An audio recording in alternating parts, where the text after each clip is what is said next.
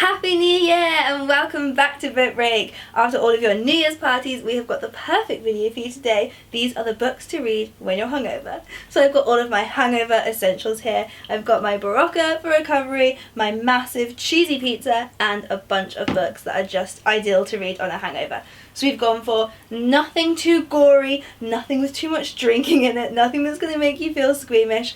Really great mix of cozy comfort reads or gripping thrillers that will help you wake up when your head is just struggling a little bit. So grab your hangover snacks of choice and let's get into the books. So I imagine one of the most popular books to read on a hangover are the Harry Potter series. These books are so cozy, so comforting, plus you've read them all 100 times before, so you don't have to concentrate too hard, which is very important when you're feeling a bit delicate. I always like to start at the beginning because this one is just so cozy, nothing gets too dark or scary yet. I also always really like with hangover books for them to be books that you can read all in one day. And this book is actually called One Day by David Nichols. It's not super short, but I have actually read this one all in one day just because it's so gripping. So this is about two people, a girl and a boy, who meet at uni, and we basically check back in with them on the same day every year and see where their lives are at and what their relationship is like to each other at that point and how their lives are intersecting. And it's really, really moving, really sad, really sweet and heartwarming. I loved this one. And there is a movie version, so if your hangover is just too strong, you could just watch the movie instead.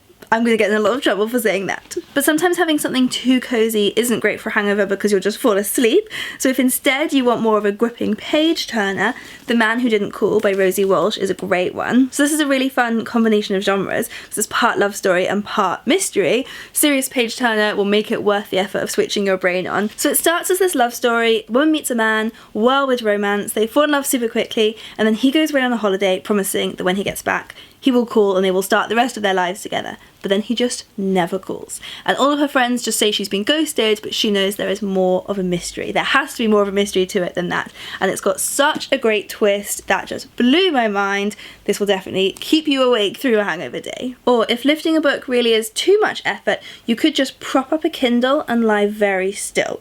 So a good book to read on your Kindle would be The Other Woman by Sandy Jones. So this is about a woman meeting her boyfriend's mother for the first time. But this mother just seems determined to turn the son against this girlfriend. But it's another one with a really fun twist. Nobody is quite who they seem. Now, one of the worst things about the New Year's hangover is that when you wake up, it's January, which is just the most miserable month. So that's why I've picked A Midwinter Promise by Lulu Taylor.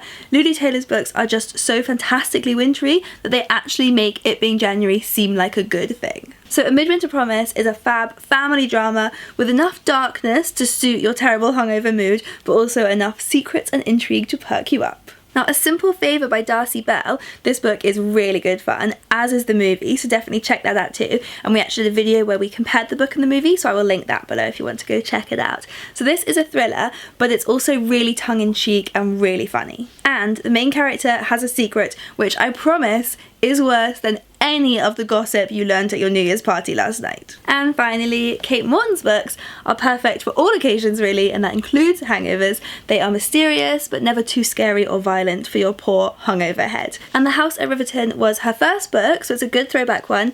This is set in England between the wars at a grand country house full of secrets, and it's told between parallel timelines, which is Kate Morton's trademark. So it's a really good, cozy one to soothe your hangover. So now I'm gonna snuggle down with my giant pizza and this fab selection of books, and then I should be feeling right as rain by this afternoon, maybe ready to do it all over again.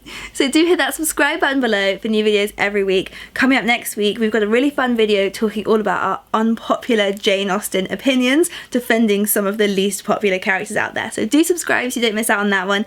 And while you're waiting, you can always go and follow us over on Instagram at BookBreakUK. See you next time.